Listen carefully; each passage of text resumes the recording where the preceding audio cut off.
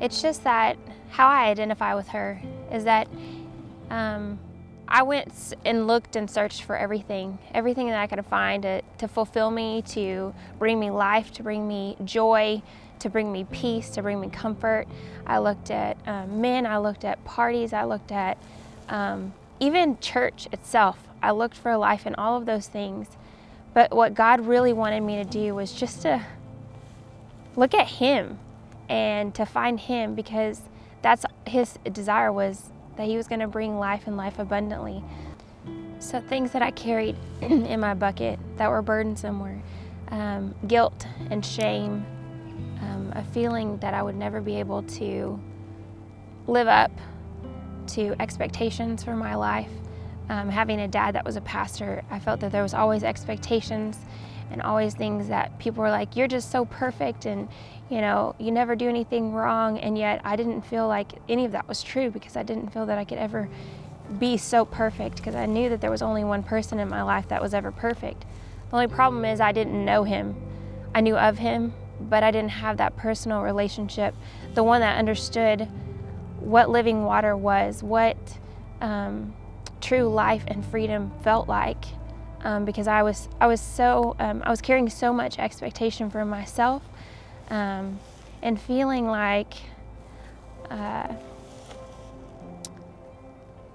had to perform, like I had to be somebody so that people knew that I knew God or that I was good enough. And I was so afraid of what people would say if I wasn't good enough, or if they knew my past, or if they even knew what lifestyle I was living, like if they would really accept me. And so I just lived in that fear of what if they were to say something ugly about me, then I would just turn all around and my life would just be miserable. But even though I continue to work on that and that fear of man, I have found a newfound joy in Christ. The day that I found it, He personally spoke to me, and just like at the woman at the well, He talked to me and He said, you've been set free, and I love you no matter what your past looks like, no matter what you've done, no matter where you've been, or any expectations that people may have over you. Those are not my expectations, because I love you. And when He said love, I can't imagine like how she must have felt in that moment when He was like, I know everything that you've done, but I don't care. I'm not here to judge you. I'm not here to persecute you or stone you. And just feeling that love of like, I don't even know. It washes everything away. You have no fear. You have no guilt or shame or anything covering or hindering you. And that's where you find that life. That's where you find that living water. It's like flowing through your veins and giving you this life that you've never experienced, that you've never felt, that you've never known. And it stems from that love. It stems from that encouragement from the Father, from Jesus. It stems from what He did for me on the cross and how much He gave just so that I could have this freedom and experience this new life, because He cared so much for me, somebody that doesn't seem very significant or that nobody would care about, just little old Sarah, who's that, He took enough time and put a lot of effort into letting me know, seeking me out, and telling me that He loved me, telling me that I was free. I was free to live the life that He had created for me. Because He was like, you're amazing. You carry so much. I've gifted you and I've given you all that you need. Just trust me, hold on to me, and live that life of freedom. Like the woman at the well, you might be afraid. You might feel judged. She had to come out in the middle of the day because nobody accepted her.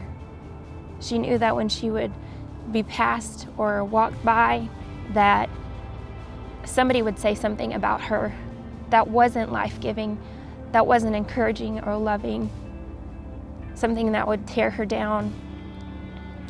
But she didn't need any of that, Maybe you're feeling that way. Maybe you feel that way from other people, that you feel that you're constantly judged and there's no way out, there's no way to turn around or to find freedom because of the lifestyle that you're living or the lifestyle that you feel has been chosen for you. But just like her, she went to the well. And I feel like you can go to that well. You can choose God. You can say, I'm going to go. I'm going to run to him because he's all that I need. I know all these stories. I've seen all these things. But you have to try it. You have to go for it. Just like she did.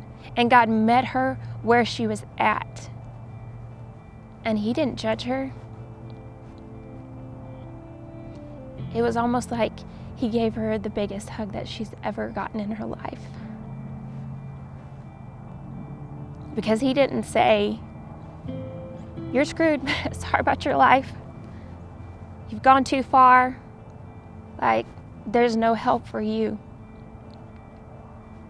He forgave her and he set her free. And she went running into that city. She went running into that city saying, I met a man who knew everything about me. He knew all that. She didn't have one husband or two husbands. She had multiple husbands, and the man that she was with wasn't her husband. And she's like, he knew everything about me, but he didn't kill me. He didn't ridicule me. No, I found this freedom in him. He told me about this living water, and you have to hear about it for yourself. So if you're that person where you just felt so beat down by the enemy and by the lies of what people have said about you or what you even say about yourself, and look to God and say, tell me what you see. What do you say about me? Because that's all that matters. He brings that life. He brings that joy. He brings that love that nothing can replace but Jesus. He's the answer to everything, every question you've ever had, every struggle you've ever gone through. He'll bring you life, he'll bring you joy, and he'll bring you love. Call on his name.